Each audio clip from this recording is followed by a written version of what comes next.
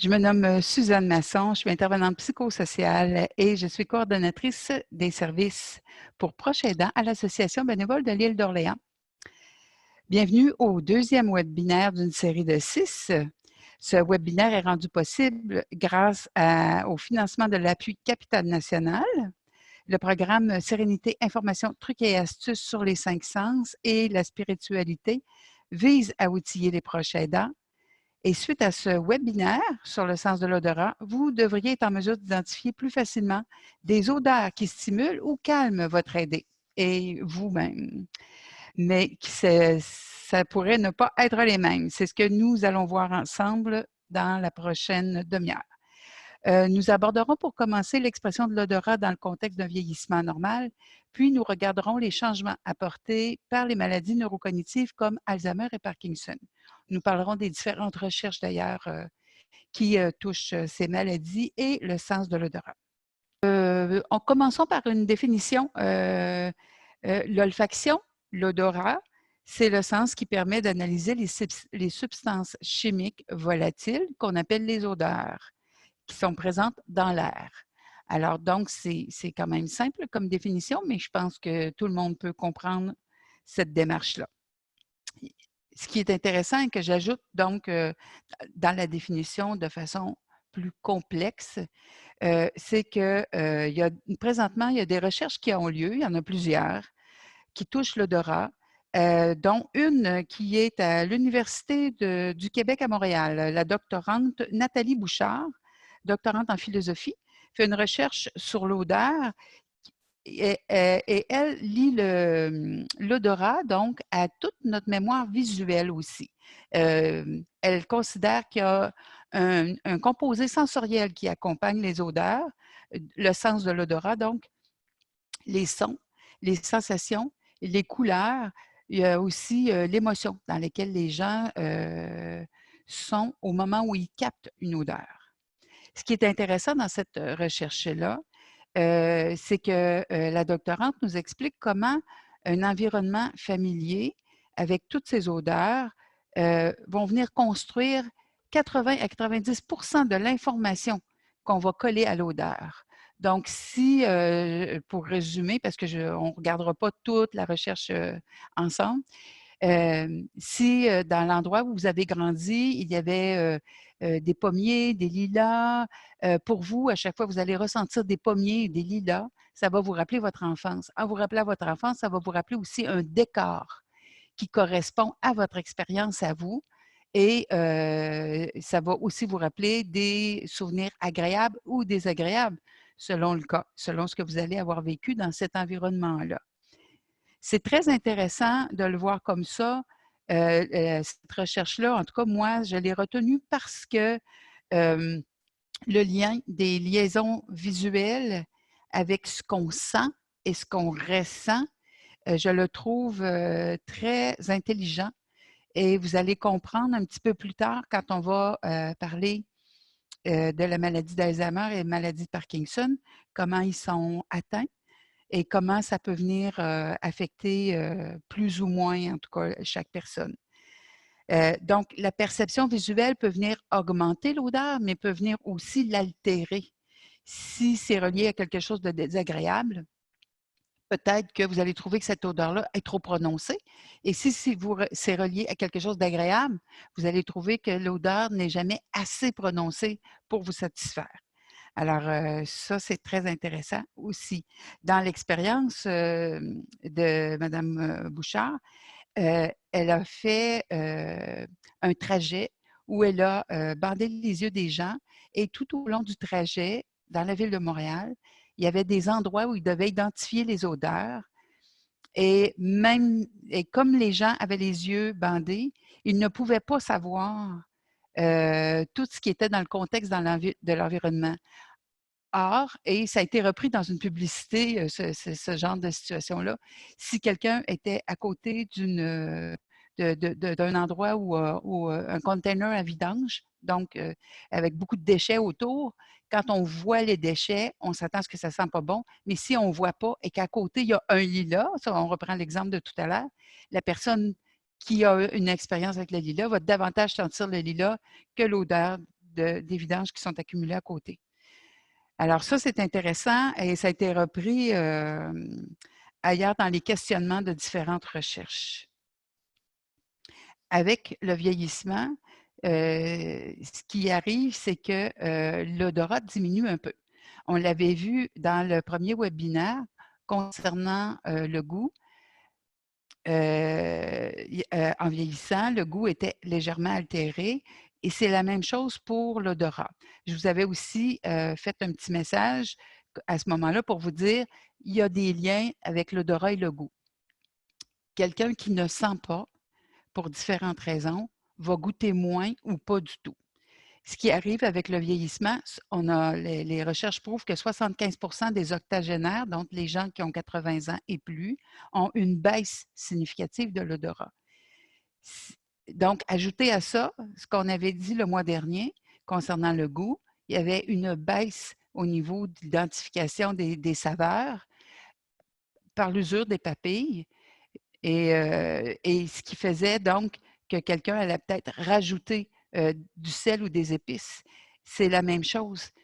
Pensez juste quand vous avez un rhume. Quand vous avez un rhume, que vous êtes congestionné, peut-être, si vous portez attention, vous allez être porté à ajouter du sel, du sucre, des épices aussi. Et ce n'est pas parce que ça goûte moins, mais vous sentez moins. Donc, on a l'impression que ça goûte moins. Alors, c'est peut-être des petites choses qu'il faut être alerté, surtout quand on est un proche aidant. Alors, quand vous voyez que quelqu'un, la personne que vous aidez, ajoute ou trouve que les choses ne goûtent plus alors qu'elles goûtaient avant, vérifiez, voir si au niveau olfactif, faites un petit test d'odeur, faites-lui sentir de la vanille dans un petit flocon de vanille, on en a presque tous à la maison, ou une huile essentielle qui est relevée, pensez à un citron ou du romarin. Si la personne perçoit l'odeur, bon, alors on passe à autre chose, mais si la personne ne perçoit pas l'odeur, peut-être qu'il y a un problème de congestion ou un autre problème de santé qui commence à s'installer et vous pourriez donc agir de façon préventive en informant le médecin maintenant. Donc, en vieillissement, il n'y a pas vraiment de symptômes qu'on perd l'odorat, sauf qu'à un moment donné, on va être dans un endroit, des gens vont dire: «Ah, ça sent bon, la rose» ou bon et une personne plus âgée va dire: «Ça sent pas. Où est-ce que vous voyez ça des roses?» Et ça, c'est dans la recherche de Mme Bouchard. Elle s'est aperçue que lorsque les gens perçoivent une odeur, ils cherchent des yeux l'objet qui correspond à l'odeur. Ça vient donc, le contenu visuel vient confirmer ce qu'on sent. Alors, c'est intéressant de le voir dans cette optique-là. Il peut y arriver donc des pertes temporaires de l'odorat. Bon, je vous parlais de rhume, mais pensez juste à quelqu'un qui a des gros maux de tête va trouver que tout sent trop fort. Quelqu'un qui a la nausée, peut-être que tout va sentir trop fort. Ça va peut-être faire qu'on finalement, on sent plus rien ou quelque chose sent plus fort. Mais donc, c'est jamais comment je pourrais dire, c'est jamais nécessairement permanent quand on est dans ces situations-là. Si on peut régler le problème du rhume, la décongestion ou des allergies. Dans les allergies, il va peut-être y avoir une prise de médicaments qui va faire qu'on va perdre aussi un peu de l'olfaction. La qualité aussi de ce qu'on sent. Pour quelqu'un, quelque chose peut sentir juste bon. Pour une autre personne, ça sent trop fort. Alors, et quand ça sent trop fort, là, on perd de l'intérêt pour ce qui est là. On ne veut plus le voir, on ne veut plus l'avoir auprès de nous. Alors ça, c'est des choses qui pourraient être irritantes pour un aidé ou un aidant. Pensez, bon, moi, j'accompagne ma mère, elle est en CHSLD, et elle, elle ne perçoit pas tout à fait les odeurs à 95 ans. Donc, pour elle, il y a des odeurs qu'elle ne perçoit pas, alors que des fois, moi, je vais dire: «Ah, mon Dieu, c'est quoi cette odeur-là là, qui arrive tout d'un coup, ça sent pas très bon, est-ce qu'il y a quelqu'un qui a échappé un produit, quelque chose?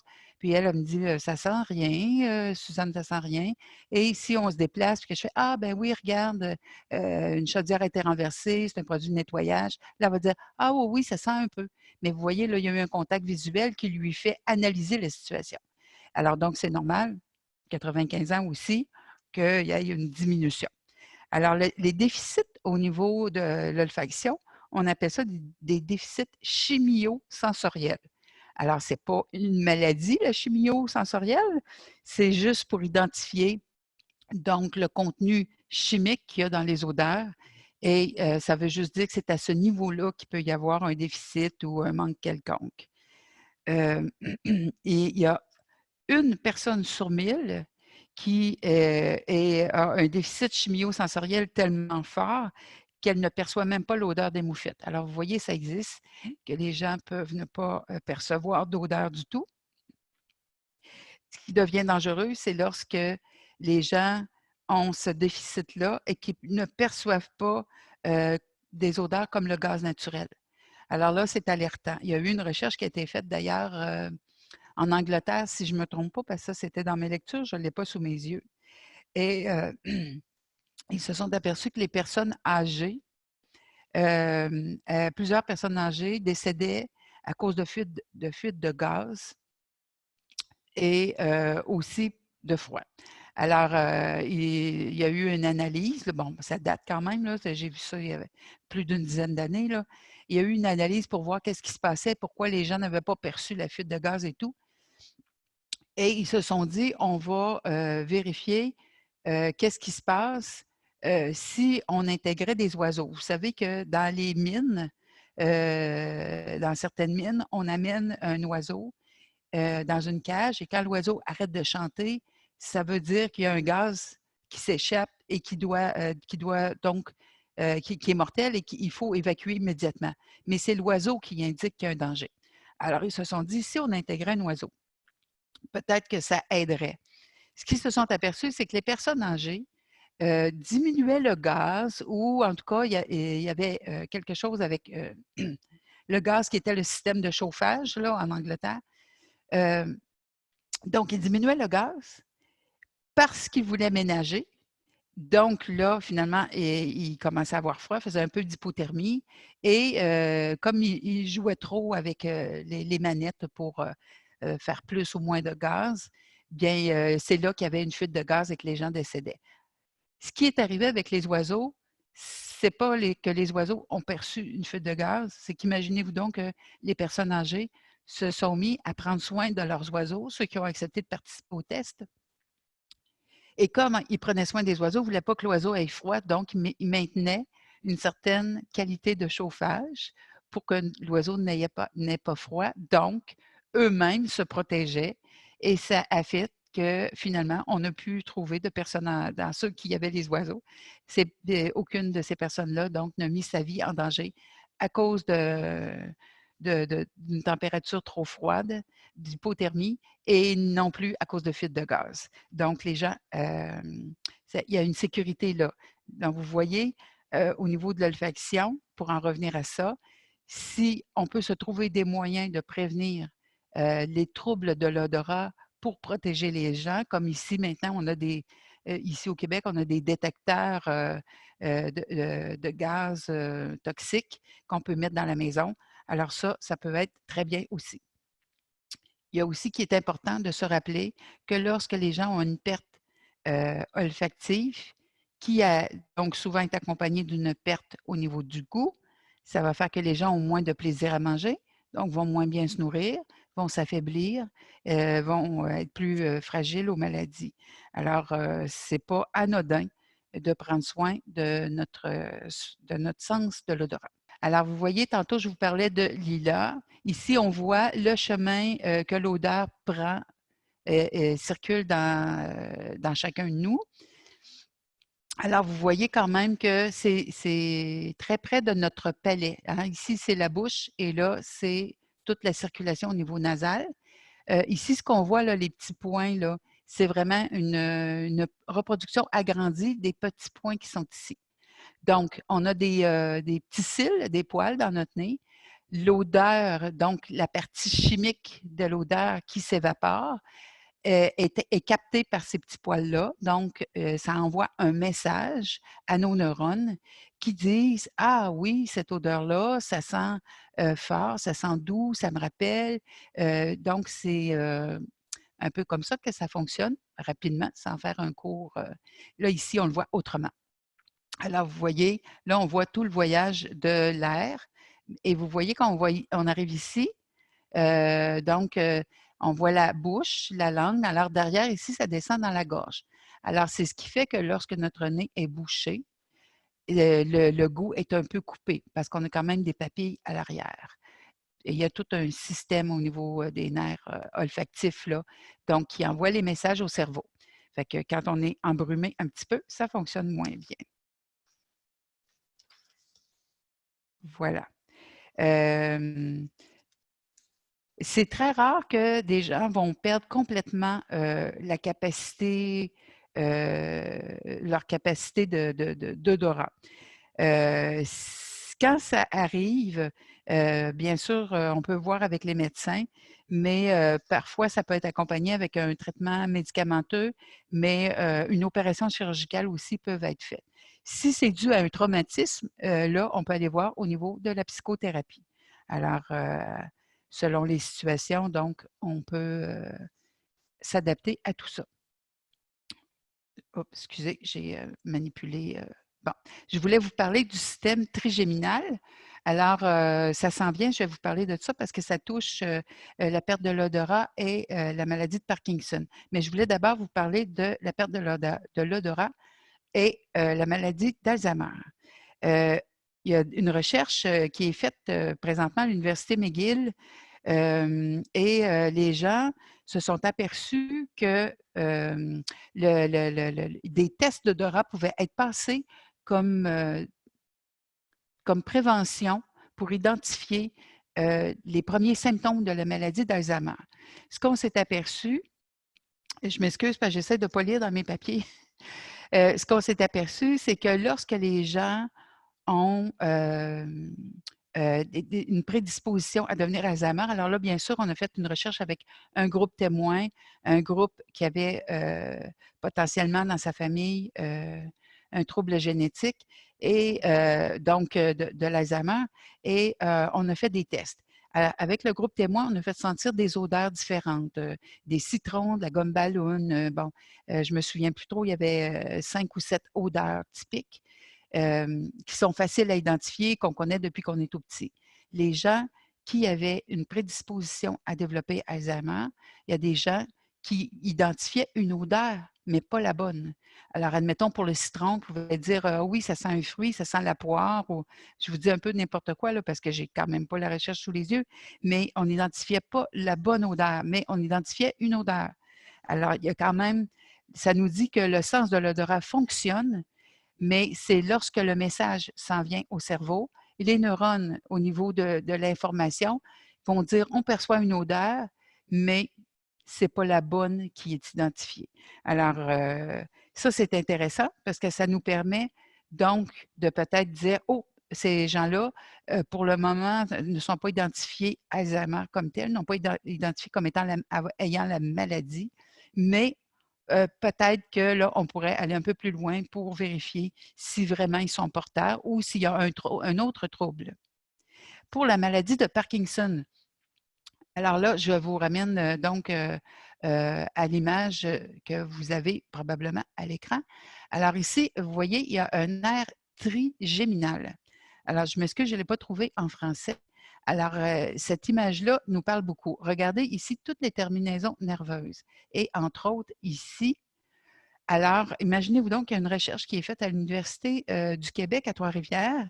L'équipe de chercheurs qui est dirigée par monsieur, Johannes Franznelli, j'espère que je le dis bien, se sont aperçus, c'est une recherche qui est vraiment très rare au Canada, là, se sont aperçus que les gens qui ont un début de maladie de Parkinson ne percevront peut-être pas les bonnes odeurs, mais vont percevoir des sensations qui accompagnent des odeurs ou des goûts, comme des goûts piquants, des goûts frais. Alors là, au niveau du goût et de l'odorat, ils vont être peut-être mélangés ou vont dire ça sent rien, ça goûte rien, mais ils vont pouvoir dire ah, c'est une odeur fraîche, c'est une odeur qui ressemble à, parce qu'ils vont se souvenir que ah, ça ressemble à une odeur de menthe, mais ils ne pourront pas nécessairement identifier la bonne odeur, mais beaucoup plus la sensation. Il y a aussi dans cette recherche-là, ce qui est intéressant, c'est qu'ils se sont aperçus que le sens de l'odorat a une stimulation physique qui est très différente des autres sens, comme la vue, l'ouïe, le toucher. Parce que c'est vraiment des molécules chimiques qui font réagir ce sens-là. Alors que pour les autres sens, ça fonctionne tout à fait autrement. Bon, la vue est stimulée par ce qui se passe devant nous, l'audition par ce qu'on entend, bon, les vibrations et tout ça. On va en parler dans le mois prochain pour l'audition. Mais donc, je voulais vous sensibiliser à cette recherche-là qui est tout près de nous et qui nous permet donc d'en savoir encore un petit peu plus. Je voulais vous parler d'aromathérapie parce que vous êtes dans un contexte où vous êtes l'aidant, il y a un aidé. L'aromathérapie, bon, souvent, vous avez peut-être entendu parler de diffuseurs. Il existe toutes sortes de choses. Là, je vous ai mis quelque chose qui a vapeur, les petits bâtonnets, quelque chose qui peut être branché dans une prise électrique. L'aromathérapie, s'est inspirée de la phytothérapie. La phytothérapie, c'est l'étude des plantes, l'effet des plantes sur la personne. L'aromathérapie, vraiment, là, c'est beaucoup plus concernant les odeurs. Alors, les odeurs vont pouvoir, je vous disais tout à l'heure, calmer ou stimuler la personne. On va en parler un petit peu plus. Et je veux surtout vous amener vers des choses un peu plus simples. Alors là, il y a des choses qui se vendent sur le marché. C'est ce que je vous ai mis là. Et voilà, des petites choses un peu plus géniales. Alors, j'ai mis là des cocottes de pain. Les cocottes de pain qui, si je ne me trompe pas, c'était du pain rouge. C'est même un des participants de nos groupes de rencontres qui m'a apporté ça, qui avait cueilli ça chez eux. Alors, vous voyez chez lui, pardon. Alors, vous pouvez cueillir dans votre environnement des cocottes. Vous utilisez des huiles essentielles. Je vous en ai mis quelques-unes. J'ai fait exprès pour vous choisir des huiles essentielles de compagnie, pas pour leur faire une publicité, mais pour vous rappeler que c'est important d'avoir une qualité au niveau de l'huile essentielle si vous l'utilisez pour avoir un produit qui est 100 naturel et auprès de compagnies réputées. Au moins ces odeurs-là vont peut-être avoir un effet comme il est prouvé, et on va le voir tout à l'heure, que certaines vont même stimuler l'intellect.